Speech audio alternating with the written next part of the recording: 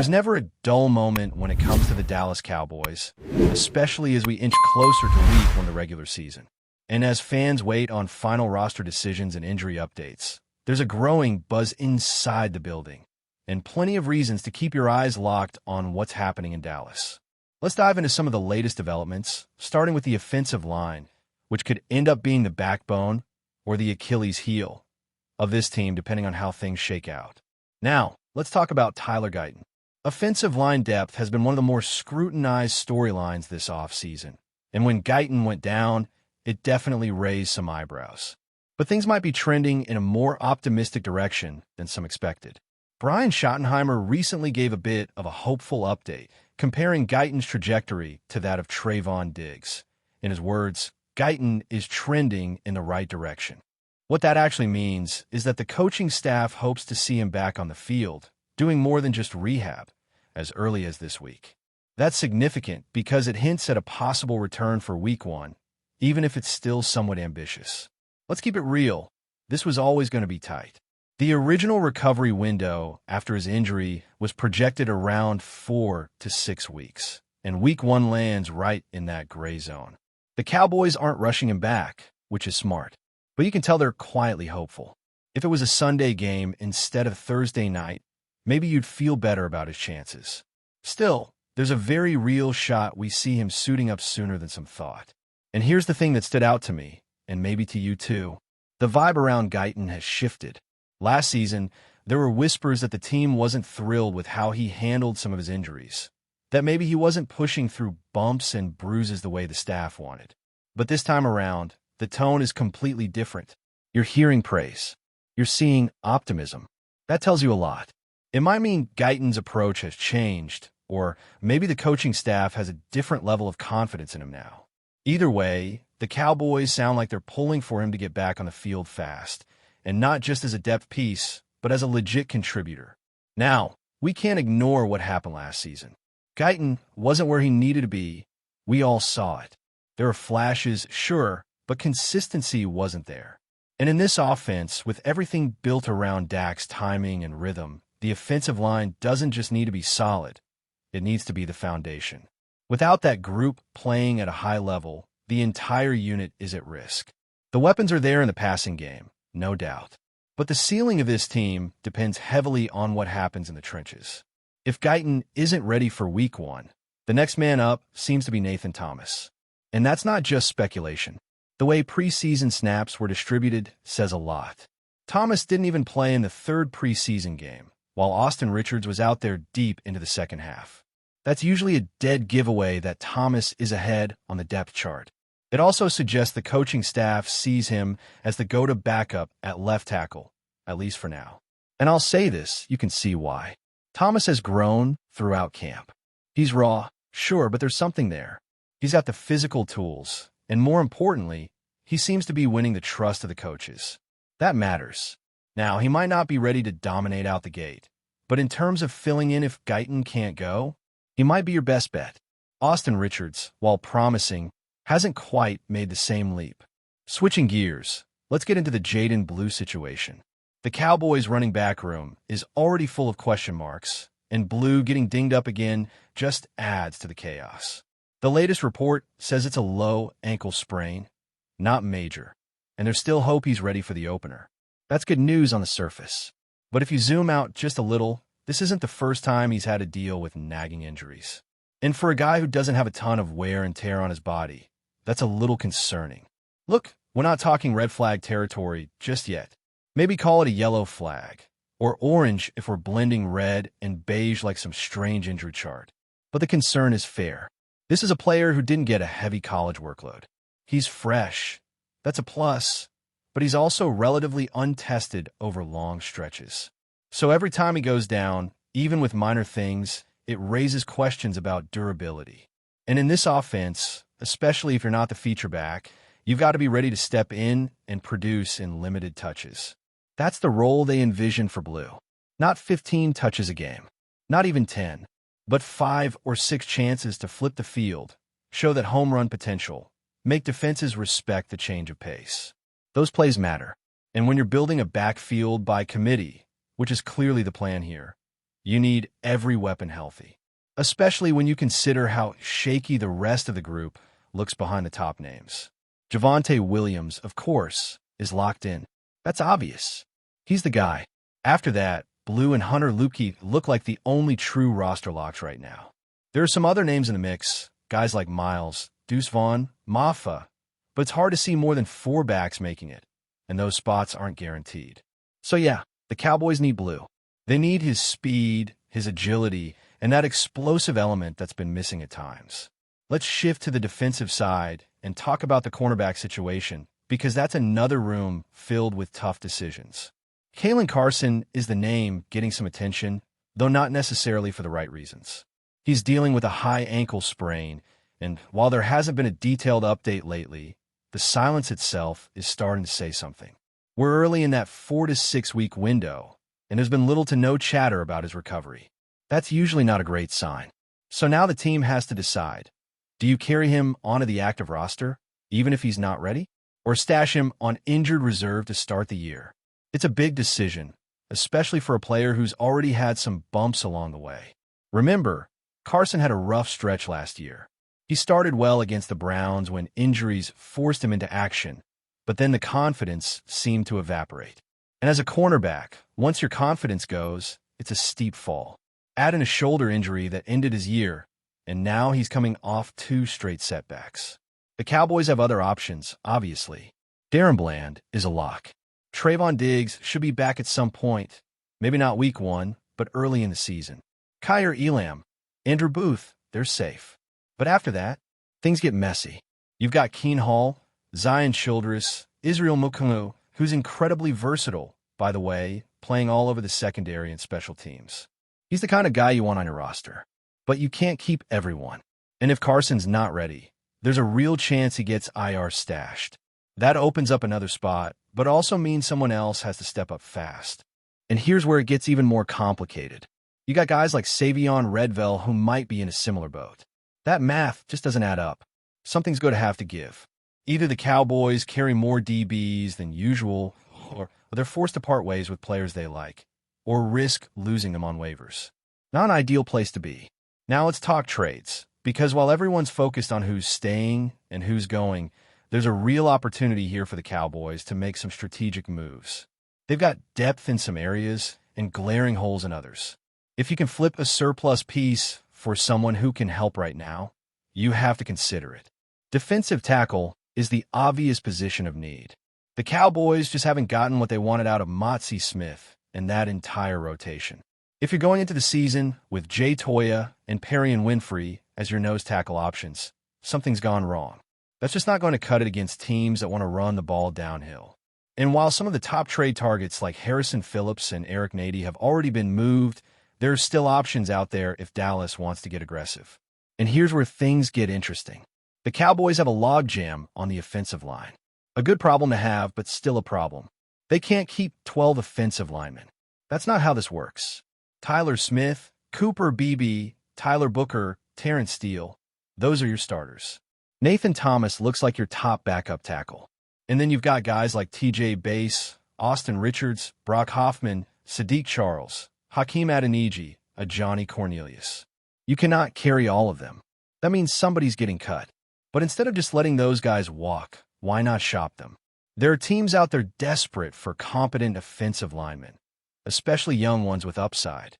Bass or Richards might actually net you a decent return, maybe even that defensive tackle you desperately need. And don't sleep on Brock Hoffman either. He's a solid backup center and might be more valuable to Dallas than anyone else. The depth on the offensive line gives Dallas a unique advantage that not many teams in the league can say they have. The flexibility to make trades without sabotaging their own protection schemes. But it also puts them in a tricky position. Letting go of a lineman you've developed is always a risk, especially when injuries can strike at any moment. Still, the math doesn't lie. 11 or 12 offensive linemen is excessive for a regular season roster. At some point, you have to get lean, and that means making hard decisions. If you can package one of your surplus linemen in exchange for a solid interior defender, even a rotational guy, that's a win. And the front office knows that. They've done it before. But it's not just the offensive line where trade chips are sitting. Edge rusher is another spot where Dallas finds itself unusually deep. That's not a knock on MICAH Parsons. He's the heartbeat of the defense. But behind him, the rotation is legit. You've got DeMarcus Lawrence, Dorrance Armstrong, Dante Fowler, and even guys like Viliami Fehoko or rookie additions who flashed in camp. Sam Williams, though, is the name that keeps coming up in conversations, and not without reason. Williams has the draft pedigree.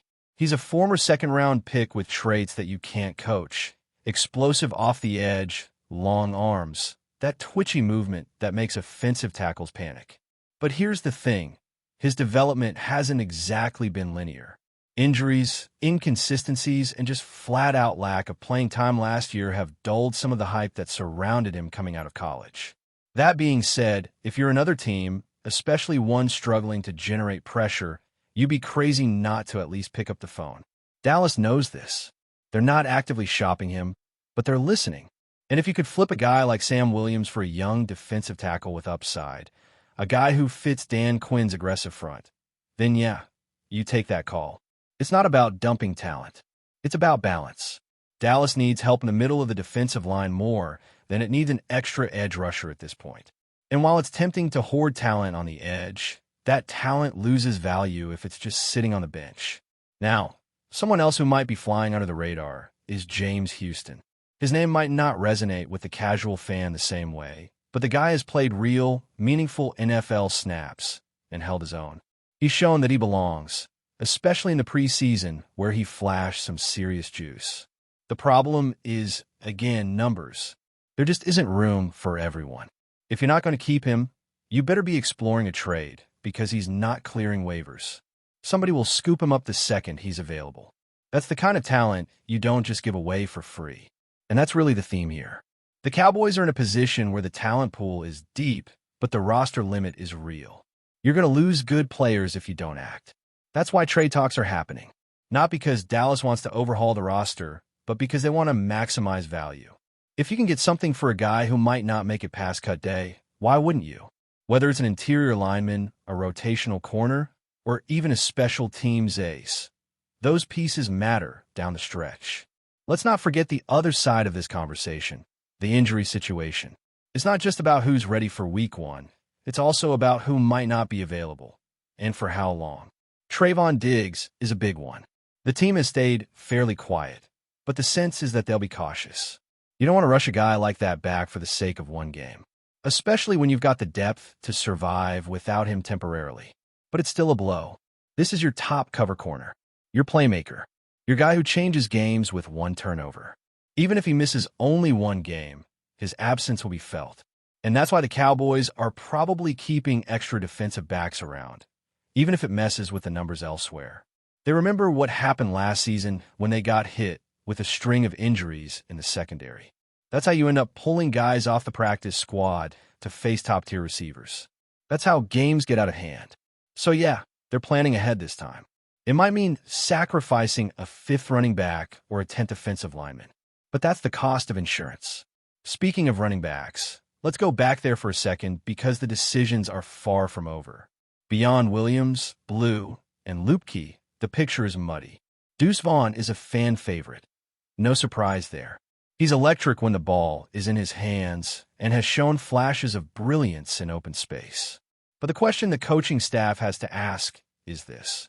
Does his size limit his role too much at the NFL level? You can hide that in preseason.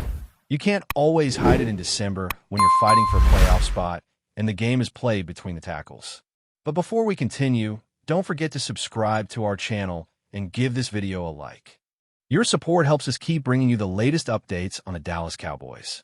Feel free to share your thoughts on the news in the comments as well.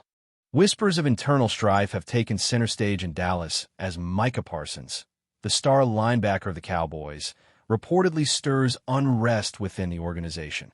Sources close to the team suggest that Parsons has been unusually vocal about his contract situation, openly pressing for a renewal while signaling frustration over the perceived lack of commitment from the front office. The locker room, traditionally a fortress of unity for the Cowboys, is said to be experiencing subtle but growing fissures, with teammates reportedly divided over loyalty leadership, and financial priorities.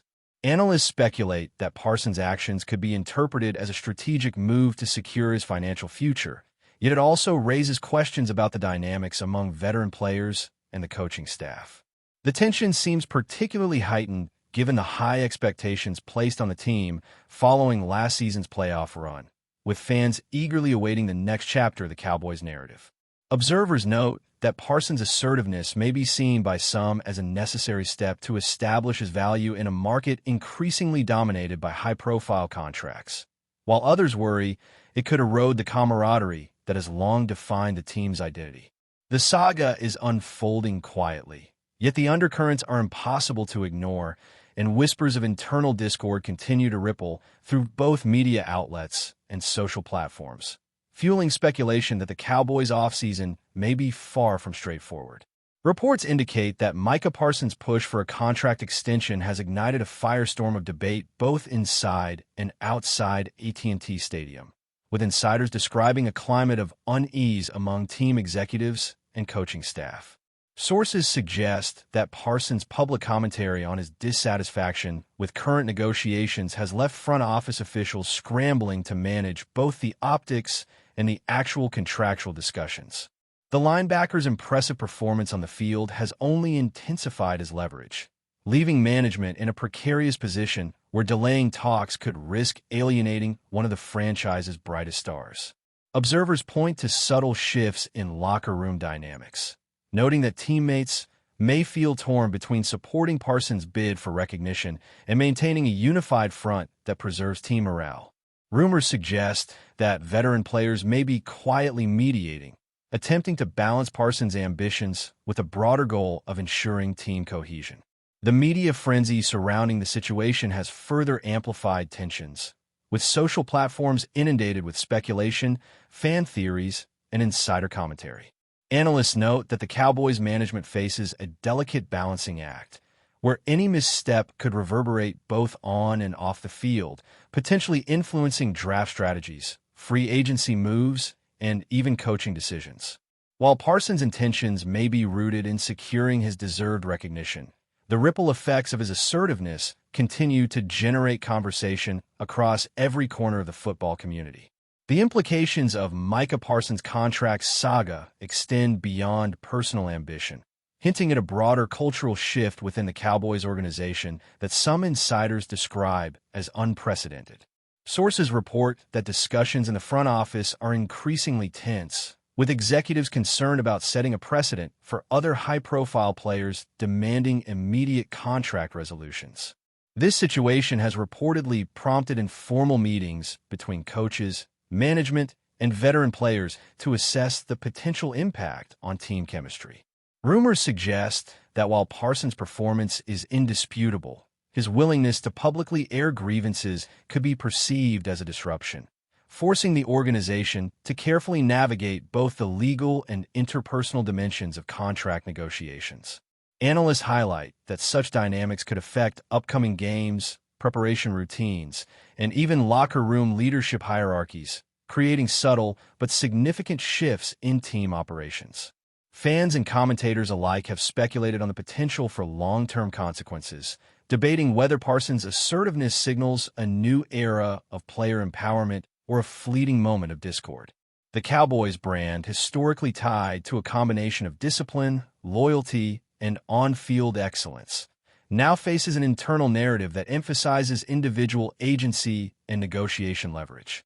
As social media commentary and fan discussions grow increasingly intense, the Cowboys organization may need to rethink traditional approaches to contract management, team culture, and player relations in order to prevent a simmering crisis from escalating into a more visible schism that could influence both performance and public perception. Speculation continues to mount regarding how Micah Parsons' outspoken stance on his contract may influence the upcoming season, with insiders hinting at potential ripple effects on draft decisions, player acquisitions, and overall strategic planning. Sources suggest that management is acutely aware of the delicate timing, balancing the urgency of Parsons' renewal with the broader fiscal responsibilities and team-building goals that define off-season operations. Rumors circulating among insiders point to a possible negotiation strategy where Parsons leverages media attention and fan sentiment to enhance his bargaining position, a move that could unsettle less experienced players or those hoping to establish a quieter presence in the locker room. Analysts note that the cultural ramifications are equally significant as the Cowboys grapple with evolving expectations around transparency, player empowerment, and leadership accountability. Observers speculate that coaches may be quietly adjusting messaging, training focus, and even play-calling approaches to mitigate potential distractions while maintaining competitive performance. Fans, meanwhile, are engaging in heated debate across forums and social media, dissecting every word, gesture, and reported interaction for signs of shifting loyalties or hidden tensions. The complexity of this scenario underscores the fragile interplay between performance, public perception, and organizational strategy, illustrating how a single player's assertiveness can catalyze far-reaching consequences. As the offseason progresses, attention remains firmly fixed on Parsons, with speculation suggesting that his actions could define not only his career trajectory, but also the broader narrative of Cowboys' internal politics, shaping conversations well beyond the confines of AT&T Stadium. That's it for this update. If you enjoyed the video and want to keep receiving exclusive news about the Dallas Cowboys, please subscribe to our channel and give this video a like. We always look forward to your comments and opinions. See you in the next video.